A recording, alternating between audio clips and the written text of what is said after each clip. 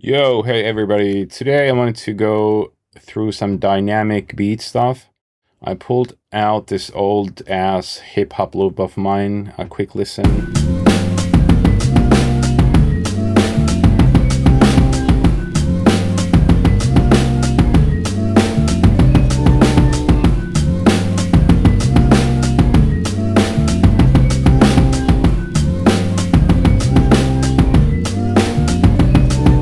So nothing special here, but I wanted to talk about the drums and how we could introduce some life to the drums.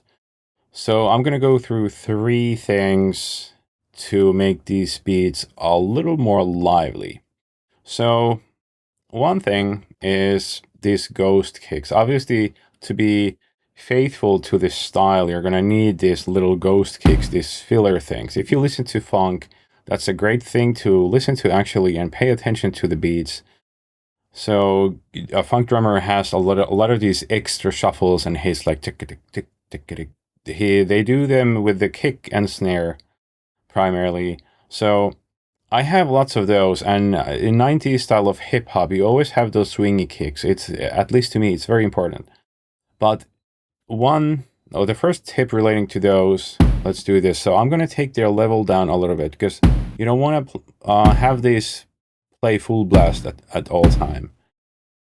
A hip hop producer that I follow and like a lot, Marco Polo, he said that if he listens to beats and somebody has these like extra kicks full blast, that's like first sign that we're dealing with an amateur. So we don't want to be amateurs, right? So these ones I'm gonna take down level wise. Compare first, because if you listen to the kicks now, there is everything's like fucking full blast, storming in. So let's take this down a little bit.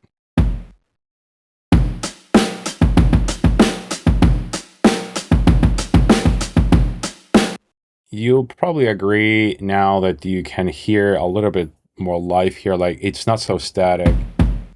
One thing I love to do is like, I admit that everything I do is like 100% electronic music, but it's still sort of human program. So it's nice to try and take at least some things to a more human level or something like that. So now I have these kicks highlighted, these extra kicks that I wanted to talk about and I wanted to touch. So the next thing would be nudging them a little and making them a little looser. So let's just do that. If I hold command and use left and right arrows on Ableton Live, I can do these small nudges. Holding shift, it's gonna ignore the grid. Sorry, actually no. It's with shift, it's the length of the notes. So nudging these a little off the grid, I gotta be careful with the length of some notes, because you see this may happen, like it's going to delete some of the kicks that follow. Let's hear. Dude. Oh shit. Let me undo real quick if we can do this like quick comparison. So here the stiffy ass kicks now.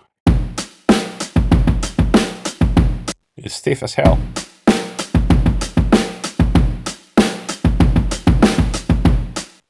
So now back to where they were.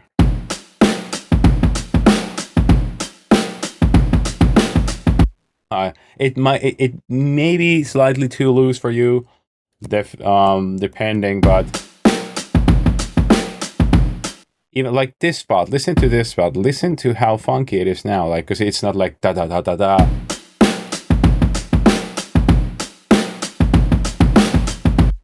To me, in hip hop, this fucking little kick before the next strong kick, this is hip hop to me. Like,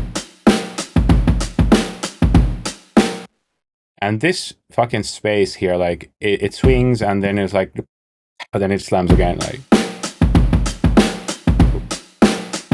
And one more thing. This also relates to the ghost kicks. A real drum doesn't work like this. It's not always as bright. I mean, when you go full blast, it's supposed to be as bright as it gets, but when it's less loud, it's supposed to be a little damped, a little less bright. And that is actually very easy to do. And how we're going to do that is, okay, my kick is selected, and most samplers these days have a filter. Well, pretty much all of them do. So let's engage filter, and let's see these controls. I'm going to set the filter somewhere fairly low first, maybe. Let me see.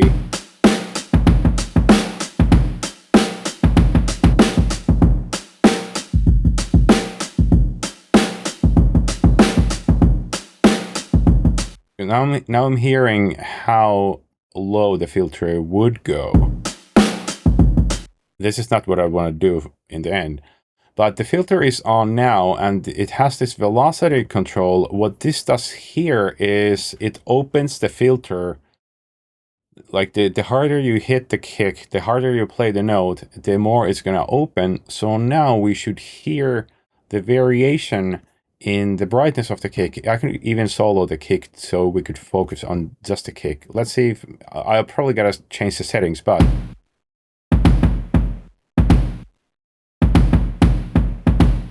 it's so nice now. Like if you've ever used a multi-sampled kit like Addictive Drums 2, and if you do this, you're gonna hear the filter change. It's just in those kits, it's not a filter, but we want to emulate that behavior. In multi-sampled kicks, they have actually mic'd the kick with like different strength. So that's where the life comes in those kits. But now, let's hear this in context.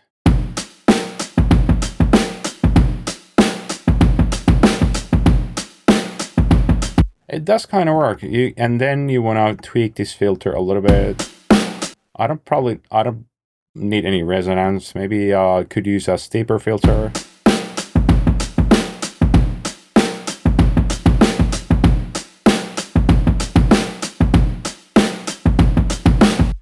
Yeah, that works. Below here, I have a clip where everything is non-touched. So lastly, let's compare the filtered swingy one with the velocity change.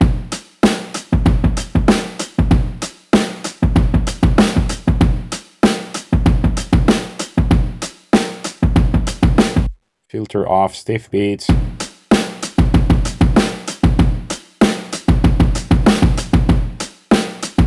Once more.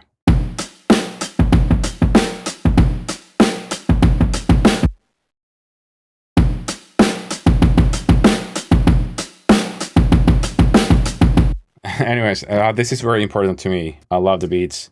I hope it helps. Till the next time.